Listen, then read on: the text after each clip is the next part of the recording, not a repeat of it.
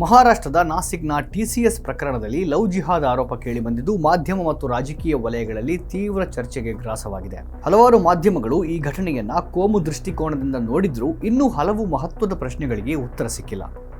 ಇದು ನಿಜವಾಗಿಯೂ ಲವ್ ಜಿಹಾದ್ ಪ್ರಕರಣವೇ ಅಥವಾ ದೊಡ್ಡ ಅಜೆಂಡಾ ಸಾಧಿಸಲು ಹೆಣೆಯಲಾದ ಆಟವೇ?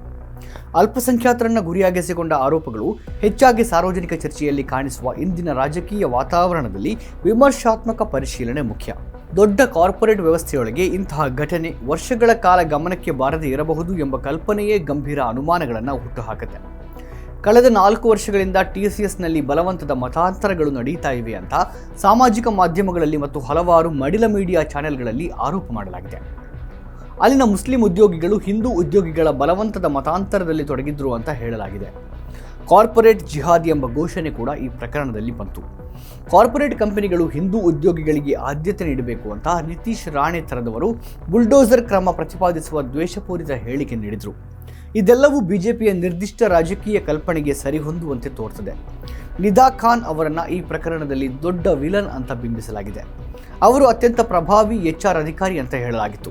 ಅನೇಕರು ಅವರನ್ನು HR ಮುಖ್ಯಸ್ಥೆ ಅಂತ ಹೇಳಿದರು. ಈ ಇಡೀ ಘಟನೆಯ ಸೂತ್ರಧಾರಿ ಅವರು ಅಂತ ಹೇಳಲಾಯಿತು.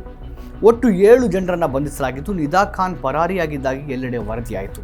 ಆದರೆ ಈಗ ಹೊರಬರ್ತಾ ಇರುವ ಸತ್ಯವೆಂದರೆ ನಿದಾ ಖಾನ್ HR ಅಧಿಕಾರಿಯೂ ಅಲ್ಲ, ಮುಖ್ಯಸ್ಥರೂ ಅಲ್ಲ. ಅಸಲಿಗೆ ಅವರು HR ವಿಭಾಗದಲ್ಲಿ ಇರಲಿಲ್ಲ. ಹೀಗೆ ಒಂದು ದೊಡ್ಡ ಸುಳ್ಳನ್ನು ಅವರ ವಿಷಯವಾಗಿ ಹೇಳಲಾಯಿತು. ಅವರು ತಲೆಮರೆಸಿಕೊಂಡಿದ್ದಾರೆ ಅಂತ ಹೇಳಲಾಗಿತ್ತು. ಆದರೆ ಅವರು ತಲೆಮರೆಸಿಕೊಂಡಿಲ್ಲ. ಅವರು ಮುಂಬೈನಲ್ಲಿರುವ ಮನೆಯಲ್ಲಿದ್ದಾರೆ. ಅವರು ತಮ್ಮ ಮೊದಲ ಮಗುವಿನ ನಿರೀಕ್ಷೆಯಲ್ಲಿದ್ದಾರೆ. ಈ ಪ್ರಕರಣದಲ್ಲಿನ ಮುಖ್ಯ ಅನುಮಾನವೆಂದರೆ TCSನಂತಹ ಒಂದು ಪ್ರತಿಷ್ಠಿತ ಕಂಪನಿ 4 ವರ್ಷಗಳ ಕಾಲ ಸಂಘಟಿತ ಮತಾಂತರ ದಂಧೆ ನಡೀತಾ ಇದ್ರೆ ಮೌನವಾಗಿರಬಹುದೇ ಅಂತ.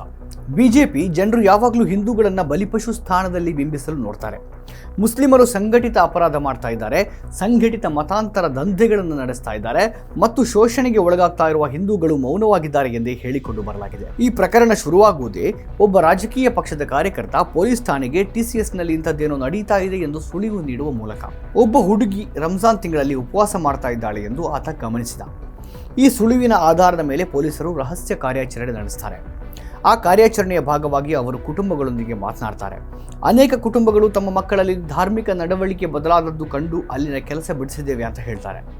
5-6 ಪೊಲೀಸ್ ಅಧಿಕಾರಿಗಳು ಸಂಸ್ಥೆಗೆ ಸಿಬ್ಬಂದಿಯಾಗಿ ಸೇರ್ತಾರೆ ಮತ್ತು ದೂರು ದಾಖಲಾಗಿರುವ ಎಲ್ಲ ಆರೋಪಿಗಳ ಮೇಲೆ ಕಣ್ಣಿಡ್ತಾರೆ. CCTV ದೃಶ್ಯಾವಳಿಗಳನ್ನು ಪರಿಶೀಲಿಸಲಾಗುತ್ತೆ. ವಾಟ್ಸಾಪ್ ಚಾಟ್ಗಳನ್ನು ಪಡೆಯಲಾಗುತ್ತೆ. ಅದರ ಆಧಾರದ ಮೇಲೆ ಇಲ್ಲಿ ನಡೆದ ಸಂಭಾಷಣೆಗಳು ನಿಜವೂ ಅಲ್ಲವೋ ಅಂತ ಅವರು ನಿರ್ಧರಿಸ್ತಾರೆ. ಈ ಕಾರ್ಯಾಚರಣೆ 2 ವಾರಗಳ ಕಾಲ ನಡೆಯುತ್ತೆ. ಮೊದಲ FIR ದಾಖಲಿಸಲಾಗುತ್ತೆ. ಅದರ ನಂತರ ಒಟ್ಟು 9 FIR ದಾಖಲಿಸಲಾಗಿದೆ. ಅವುಗಳ ಪೈಕಿ 7 FIRಗಳ ಭಾಷೆ ಬಹುತೇಕ ಒಂದೇ ಆಗಿತ್ತು. ಆರೋಪಗಳು ಬಹುತೇಕ ಒಂದೇ ಆಗಿದ್ದವು. ಕೆಲಸದ ಸ್ಥಳದಲ್ಲಿ ದುಷ್ಕೃತ್ಯ ನಡೆಯುತ್ತದೆ, ಧಾರ್ಮಿಕ ಭಾವನೆಗಳಿಗೆ ನೋವುಂಟಾಗುತ್ತದೆ, ಕೆಲಸದ ಒತ್ತಡ ವಿಪರೀತವಾಗಿರುತ್ತದೆ, ಲೈಂಗಿಕ ಕಿರುಕುಳ ನಡೆಯುತ್ತದೆ, ಅಧಿಕಾರ ದುರ್ಬಳಕೆ ಮಾಡಿಕೊಂಡು ಹುಡುಗಿಯರು ಶೋಷಿಸಲಾಗುತ್ತೆ ಎಂಬುದು ಆರೋಪವಾಗಿತ್ತು. ಕೆಲಸದ ಸ್ಥಳದಲ್ಲಿ ಮಹಿಳೆಯರ ವಿರುದ್ಧದ ಅಪರಾಧಗಳು ನಮ್ಮ ಸಮಾಜದ ಕ್ರೂರ ವಾಸ್ತವ. ಇದಕ್ಕಾಗಿಯೇ ಹಲವು ಕಾನೂನುಗಳು ಮತ್ತು ನಿಬಂಧನೆಗಳಿವೆ. ಕಂಪನಿಗಳು ಹಲವು ಮಾರ್ಗಸೂಚಿಗಳನ್ನು ಅನುಸರಿಸಬೇಕಾಗತ್ತೆ. ಮಹಿಳೆಯರಿಗೆ ಕಿರುಕುಳ ನೀಡಲು ತಮ್ಮ ಅಧಿಕಾರ ಸ್ಥಾನ ಬಳಸಿಕೊಳ್ಳುವಲ್ಲಿ ಪ್ರಮುಖ ವ್ಯಕ್ತಿಗಳು ಭಾಗಿಯಾಗಿದ್ದನ್ನು ಮೀಟೂ ಅಭಿಯಾನ ನಡೆದಾಗ ನೋಡಿದ್ದೇವೆ. ಇದು ಕ್ರೂರ ಸತ್ಯ. ಇದು ಆಗಿದೆ ಎಂಬುದನ್ನು ಅಲ್ಲಗಳೆಯುವಂತಿಲ್ಲ. ಅದರ ಬಗ್ಗೆ ತನಿಖೆ ನಡೆಯಬೇಕು, ಅಪರಾಧಿಗೆ ಶಿಕ್ಷೆಯಾಗಲೇಬೇಕು. ಆದರೆ ಇಲ್ಲಿ ಪ್ರಶ್ನೆ ಇರುವುದು ಇಡೀ ವಿಷಯಕ್ಕೆ ಕೋಮುವಾದಿ ತಿರುವನ್ನು ನೀಡಲು ಯತ್ನಿಸಲಾಯಿತು ಎಂಬುದರ ಬಗ್ಗೆ. ಇಲ್ಲಿ ಮಹಿಳೆಯರ ಮೇಲೆ ಕಿರುಕುಳವಾಗಿದೆ ಎಂಬುದನ್ನು ಹೇಳುವುದಕ್ಕಿಂತ ಹೆಚ್ಚಾಗಿ ಬಲವಂತದ ಮತಾಂತರ ನಡೆಸಲಾಗಿದೆ ಎಂಬುದರ ಕಡೆಗೆ ಗಮನ ಹೆಚ್ಚಿದೆ. ಆ ಮೂಲಕ ಬಹುಶಃ ಮಹಿಳೆಯರ ಮೇಲಿನ ಕಿರುಕುಳ ಎಂಬುದು ಬದಿಗೆ ಸರಿದಿದೆ ಅಥವಾ ಆ ಆರೋಪ ದುರ್ಬಲಗೊಂಡಿದೆ. ಹಾಗಾದರೆ ಅಲ್ಲಿ ನಿಜವಾಗಿಯೂ ಇಂಥ ಪ್ರಕರಣಗಳ ಬಲಿಪಶುಗಳ ಧ್ವನಿಯನ್ನು ಮೌನಗೊಳಿಸಲಾಗುತ್ತದೆ, ನಿಗ್ರಹಿಸಲಾಗುತ್ತೆ.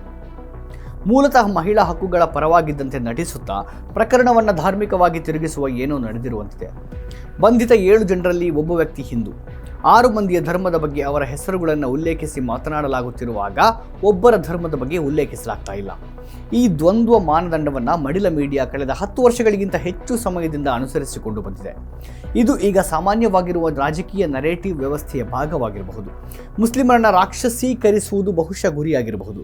ಮಡಿಲ ಮೀಡಿಯಾ ಮತ್ತು ಅನೇಕ ಸಾಮಾಜಿಕ ಮಾಧ್ಯಮ ವೇದಿಕೆಗಳು ಅದನ್ನೇ ಮಾಡ್ತಾ ಇವೆ. ಹುಡುಗಿಯರನ್ನ ಶೋಷಿಸಲಾಯಿತು, ನಂತರ ಅವರನ್ನು ಮತಾಂತರಕ್ಕೆ ಒತ್ತಾಯಿಸಲಾಯಿತು ಎಂಬುದು ಆರೋಪ. ನಿದಾ ಖಾನ್ HR ವಿಭಾಗದಲ್ಲೂ ಇರಲಿಲ್ಲ ಮತ್ತು ಅವರು ತಲೆಮರೆಸಿಕೊಂಡು ಇಲ್ಲ ಅಂತ ಅವರ ಕುಟುಂಬ ಹೇಳಿರುವ ವರದಿ ಇದೆ. ವರ್ಷಗಳ ಬಳಿಕ ನಿಧಾ ಖಾನ್ ಅವರ ಪಾತ್ರವೇನು ಇರಲಿಲ್ಲ ಎಂಬುದು ಸಾಬೀತಾದರೆ ನಿಧಾ ಖಾನ್ಗೆ ಆದ ಹಾನಿ, ಸಾಮಾಜಿಕ ಮಾಧ್ಯಮದಲ್ಲಿ ಅವರ ವಿರುದ್ಧ ಸಮಾಜ ವಿರೋಧಿ ವಾತಾವರಣ ಸೃಷ್ಟಿಸಿದ ಜನ ಏನು ಹೇಳ್ತಾರೆ? ಅವರಿಗಾದ ಅನ್ಯಾಯವನ್ನು ಯಾರು ಸರಿದೂಗಿಸ್ತಾರೆ? ಯಾರಾದರೂ ಸರಿದೂಗಿಸಲು ಸಾಧ್ಯ ಇದೆಯಾ? ಹೀಗೆ ಸುಳ್ಳು ಶತ್ರುವನ್ನು ಸೃಷ್ಟಿಸಿ ಅವರನ್ನು ರಾಕ್ಷಸೀಕರಿಸುತ್ತಲೇ ಇರುವ ನಡವಳಿಕೆಯೊಂದನ್ನು ನೋಡ್ತಲೇ ಇದ್ದೇವೆ. ನಿಧಾ ಖಾನ್ ಅವರ ಫೋಟೋ ವೈರಲ್ ಆಗಿದೆ. ಈ ಫೋಟೋ ಸಾಮಾಜಿಕ ಮಾಧ್ಯಮದಲ್ಲಿ ವ್ಯಾಪಕವಾಗಿ ಪ್ರಸಾರವಾಯಿತು ಮತ್ತು ಟಿವಿ ಚಾನೆಲ್ಗಳು ಸಹ ಅದನ್ನೇ ಮಾಡಿದವು. ಕಂಪನಿಯಲ್ಲಿ ಯಾವುದೇ ನಿರ್ಣಾಯಕ ಹುದ್ದೆಯಲ್ಲಿ ಇಲ್ಲದ ಆಕೆಯ ಮೇಲೆ ಮತಾಂತರ ಯತ್ನದ ಆರೋಪ ಹೊರಿಸಲಾಗಿದೆ. ಇಲ್ಲಿ ಇತರ ಕೆಲವರ ಮೇಲೆ ಅತ್ಯಾಚಾರ, ಬ್ಲ್ಯಾಕ್ ಮೇಲ್ ಮಾಡಿ ಲೈಂಗಿಕ ಶೋಷಣೆ ನಡೆಸಿರುವ ಆರೋಪವನ್ನೆಲ್ಲ ಹೊರಿಸಲಾಗಿದೆ. ಆದರೆ ಇಂಥ ಆರೋಪಗಳು ಯಾವುದೇ ಸಮುದಾಯದ ಗಡಿಗಳಿಗೆ ಸೀಮಿತವಲ್ಲ. ಒಬ್ಬ ಹಿಂದೂ, ಒಬ್ಬ ಮುಸ್ಲಿಂ, ಸಿಖ್, ಕ್ರಿಶ್ಚಿಯನ್ ಯಾರಾದರೂ ಇದನ್ನು ಮಾಡಬಹುದು. ಅಪರಾಧ ಸಾಬೀತಾದರೆ ವ್ಯಕ್ತಿಗೆ ಕಾನೂನುಬದ್ಧವಾಗಿ ಸೂಚಿಸಲಾದ ಕಠಿಣ ಶಿಕ್ಷೆಯಾಗಬೇಕು. ಆದರೆ ಇಲ್ಲಿ ನಿಜವಾಗಿಯೂ ಲೈಂಗಿಕ ಶೋಷಣೆಯಾಗಿದ್ದರೆ ಆ ಅಪರಾಧದ ಬಗೆಗಿನ ಕಳವಳಕ್ಕಿಂತ ಮತಾಂತರ ಜಾಲ ಎಂಬುದನ್ನು ಮುಂದೆ ಮಾಡಲಾಗಿದೆ. ಮತಾಂತರ ನಡೀತಾ ಇದೆ ಎಂಬ ಆರೋಪದ ಆಧಾರದ ಮೇಲೆ FIR ದಾಖಲಿಸಲಾಗಿದೆ. ಆರೋಪಿಗಳ ಬಗ್ಗೆ ಅವರು ಯಾವಾಗಲೂ ಹಿಂದೂ ಧರ್ಮದ ಬಗ್ಗೆ, ಹಿಂದೂ ದೇವತೆಗಳ ಬಗ್ಗೆ ಕೆಟ್ಟದಾಗಿ ಮಾತಾಡ್ತಾ ಇದ್ರು ಅಂತ ದೂರಲಾಗಿದೆ. ಅವರು ನಿಜವಾಗಿಯೂ ಅಂಥ ತಪ್ಪು ಮಾಡಿದರೆ ತನಿಖೆ ಮಾಡಬೇಕು. ತನಿಖೆಯ ನಂತರ ಸಾಬೀತಾಗುವ ಅಂಶಗಳ ಆಧಾರದ ಮೇಲೆ ಕ್ರಮ ಕೈಗೊಳ್ಳಬೇಕು. ಆದರೆ ಈಗ ಇಲ್ಲಿ ಧಾರ್ಮಿಕ ದೃಷ್ಟಿಯಿಂದ ಎಲ್ಲವನ್ನೂ ಎಳೆಯಲಾಗ್ತಾ ಇದೆ. ಧಾರ್ಮಿಕ ನಡವಳಿಕೆಗಳಲ್ಲಿ ಬದಲಾವಣೆ ಕಂಡಿತ್ತು ಎನ್ನಲಾಗಿದೆ. ಆದರೆ ಅಂತಹ ಬದಲಾವಣೆ ಕಂಡಿದ್ದು ನಿಜವಾಗಿಯೂ ಹೌದಾ? ಬದಲಾವಣೆ ಕಂಡಿದ್ದರೆ ಅದು ಒತ್ತಡದಿಂದ ಮಾಡಿದ್ದು ಹೌದಾ? ಅಥವಾ ಸ್ವಇಚ್ಛೆಯಿಂದ ಯಾರಾದರೂ ಬದಲಾಗಿದ್ದರೆ? ಇವೆಲ್ಲವೂ ಸಮಗ್ರ ನಿಷ್ಪಕ್ಷ ತನಿಖೆಯಿಂದ ಮಾತ್ರ ಗೊತ್ತಾಗಬೇಕು. ಆದರೆ TCSನಂತಹ ಪ್ರತಿಷ್ಠಿತ ಕಂಪನಿಯೊಂದರಲ್ಲಿ ಈ ಬಂಡಿಲ ಮೀಡಿಯಾಗಳು, IT ಸೆಲ್ಗಳು ಪ್ರಚಾರ ಮಾಡ್ತಾ ಇರುವಂತೆ ಒಂದಿಡೀ ಮತಾಂತರ ಜಾಲ ಕಾರ್ಯನಿರ್ವಹಿಸಲು ಸಾಧ್ಯವಿದೆಯಾ? TCSನಂತಹ ದೊಡ್ಡ ಕಂಪನಿಯಲ್ಲಿ ವರ್ಷಗಳಿಂದ ಇಂತಹ ಚಟುವಟಿಕೆ ನಡೀತಾ ಇದ್ದರೆ ಅದನ್ನು ಕಂಡುಹಿಡಿಯುವ, ತಡೆಯುವ, ಕ್ರಮ ಕೈಗೊಳ್ಳುವ ವ್ಯವಸ್ಥೆಯೇ ಇರಲಿಲ್ಲ ಅಂದರೆ ನಂಬಲು ಸಾಧ್ಯ. ಒಂದು ಧರ್ಮವನ್ನು ಒಪ್ಪಿ ಮದುವೆಯಾದ ಪ್ರಕರಣಗಳಲ್ಲೂ ಬಲವಂತದ ಆರೋಪ ಹೊರಿಸಿರುವ ಉದಾಹರಣೆಗಳಿವೆ. ಹಾದಿಯಾ ಪ್ರಕರಣದಲ್ಲಿ ಯಾವುದೇ ಬಲವಂತ ಇರಲಿಲ್ಲ. ಆ ಮತಾಂತರ ಅವಳ ಸ್ವಂತ ಇಚ್ಛೆಯಿಂದಾಗಿತ್ತು. ಅದು ಬಲವಂತದ ಮತಾಂತರವಲ್ಲ ಅಂತ ಸುಪ್ರೀಂ ಕೋರ್ಟ್ ಸ್ವತಃ ತೀರ್ಪು ನೀಡಿತು. TCSನಲ್ಲಿಯ ಬಲವಂತದ ಮತಾಂತರ ಆರೋಪ ಕೂಡ ಬಹಳಷ್ಟು ಅನುಮಾನಗಳನ್ನು ಹುಟ್ಟುಹಾಕುತ್ತೆ. ಯಾರನ್ನಾದರೂ ಮತಾಂತರಕ್ಕೆ ಒತ್ತಾಯಿಸುವುದು, ಯಾರನ್ನಾದರೂ ವಂಚಿಸುವುದು ಮತ್ತು ಲೈಂಗಿಕ ಶೋಷಣೆ ಇವೆಲ್ಲವೂ ಕಾನೂನು ಬಾಹಿರ. ಆದರೆ ಇದಕ್ಕಾಗಿ ಶಿಕ್ಷೆಯಾಗಬೇಕಾಗಿರುವುದು ಸರಿಯಾದ ತನಿಖೆಯ ನಂತರ, ಆರೋಪ ಸಾಬೀತಾದ ಮೇಲೆ. ಆದರೆ ಈಗಿನ ರಾಜಕೀಯದಲ್ಲಿ ಬುಲ್ಡೋಸರ್ ನ್ಯಾಯದ ಮಾತನಾಡಲಾಗ್ತಾ ಇದೆ. ರಾಜಕಾರಣಿಗಳು ಮುಸ್ಲಿಂ ದ್ವೇಷದ ಮನಸ್ಥಿತಿಯಿಂದಲೇ ಹೇಳಿಕೆ ಕೊಡ್ತಾ ಇದ್ದಾರೆ. ಮಹಾರಾಷ್ಟ್ರದ ಸಚಿವ ನಿತೀಶ್ ರಾಣೆ ಕಾರ್ಪೊರೇಟ್ ಜಿಹಾದ್ ಬಗ್ಗೆ ಮಾತನಾಡಿದರು. ಈ ಕಾರ್ಪೊರೇಟ್ ಜಿಹಾದನ್ನು ತಪ್ಪಿಸಲು ಕಾರ್ಪೊರೇಟ್ಗಳು ಹಿಂದೂಗಳಿಗೆ ಆದ್ಯತೆ ನೀಡುವುದು ಅತ್ಯಗತ್ಯ ಅಂತ ಹೇಳಿದರು. ಮುಸ್ಲಿಮರಿಗೆ ಉದ್ಯೋಗಗಳನ್ನು ನೀಡಬೇಡಿ ಅಂತ ಹೇಳುವ ಈ ಹೀನ ಮನಸ್ಥಿತಿ ಅವರೊಳಗಿನ ಅಸಹಿಷ್ಣುತೆಯನ್ನೇ ತೋರಿಸುತ್ತದೆ. ಮುಸ್ಲಿಮರಿಗೆ ಉದ್ಯೋಗಗಳನ್ನು ನೀಡಬೇಡಿ, ಅವರ ಮನೆಗಳನ್ನು ಕೆಡವಿ, ಅವರ ಆಸ್ತಿಗಳನ್ನು ನಾಶ ಮಾಡಿ, ಅವರ ಮನೆಗಳ ಮೇಲೆ ಬುಲ್ಡೋಸರ್ಗಳನ್ನು ಓಡಿಸಿ ಎಂಬಂತಹ ಹೇಳಿಕೆಗಳು ಒಂದು ನಿರ್ದಿಷ್ಟ ರಾಜಕೀಯ ಪಕ್ಷದ ನಿರೂಪಣೆಯ ಭಾಗವೆಂಬುದು ಮಾತ್ರ ಸ್ಪಷ್ಟ. ನಮ್ಮ ಕಾರ್ಯಕ್ರಮಗಳನ್ನು ನೀವು ನೋಡ್ತಾ ಇದ್ರೆ ನಮ್ಮ ಚಾನೆಲ್ ಅನ್ನ ಸಬ್ಸ್ಕ್ರೈಬ್ ಮಾಡಿ, ಪಕ್ಕದ ಬೆಲ್ ಐಕಾನ್ ಒತ್ತಿ ನಮ್ಮನ್ನ ಬೆಂಬಲಿಸಿ. ಹಾಗೆ ನಮ್ಮ ಕಾರ್ಯಕ್ರಮಗಳನ್ನ ಲೈಕ್ ಮಾಡಿ, ಕಮೆಂಟ್ ಮಾಡಿ, ಅದನ್ನ ಬೇರೆಯವರಿಗೂ ವಾಟ್ಸ್ಆಪ್ ಮೂಲಕ ಶೇರ್ ಮಾಡಿ.